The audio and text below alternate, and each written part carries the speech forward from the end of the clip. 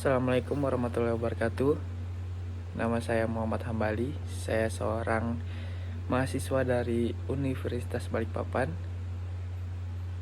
Saya dari kelas B1 Manajemen, Fakultas Ekonomi, Prodi Manajemen. Saya di sini akan membahas tentang ragam bahasa. Ragam bahasa terdiri berbagai macam bahasa. Dari yang pertama, ragam bahasa lisan. Ragam bahasa lisan adalah ragam bahasa yang diujarkan oleh pemakaian bahasa.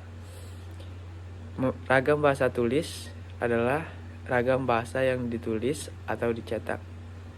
Si pembicara atau penulis disebut komunikator. Si pendengar atau pembaca disebut komunikan. Contoh ragam bahasa lisan seperti ntar kita ketemu ya. Ragam bahasa tulis seperti nanti kita bertemu ya. Ada juga ragam bahasa formal. Ragam bahasa formal adalah ragam bahasa yang digunakan dalam lingkungan resmi, formal, dan kedinasan.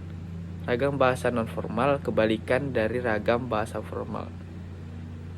Ragam formal misalnya amanah inspektur upacara, sambutan wali kota, surat kerjasama, dan lain sebagainya.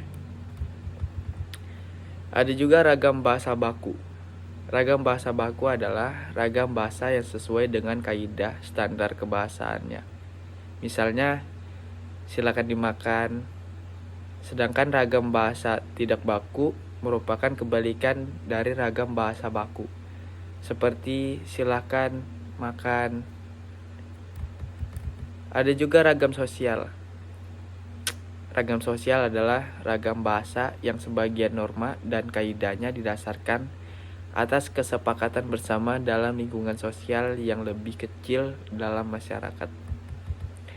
Seringkali ragam bahasa sosial bersifat mana suka atau arbitrer. Suka-suka komunikator penyampaiannya.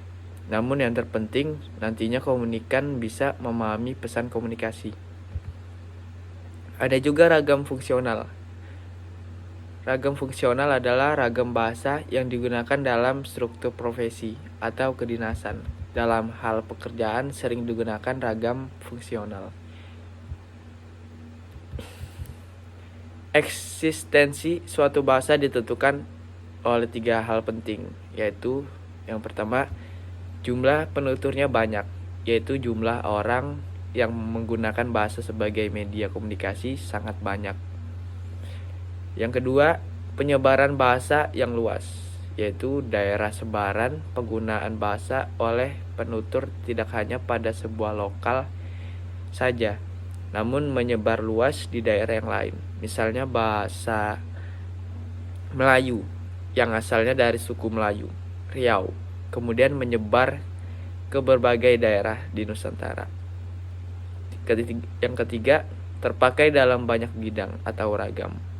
Maksudnya, bahasa tidak hanya sebatas alat komunikasi, akan tetapi dapat diaplikasikan dalam berbagai situasi, kondisi, dan sebagai kepentingan penutur. Sebagaimana penjelasan pada nomor 3 di atas, dengan manfaat bahasa yang begitu luas, maka terdapat beberapa ragam bahasa. Dilihat dari beberapa sudut pandang, yaitu 1.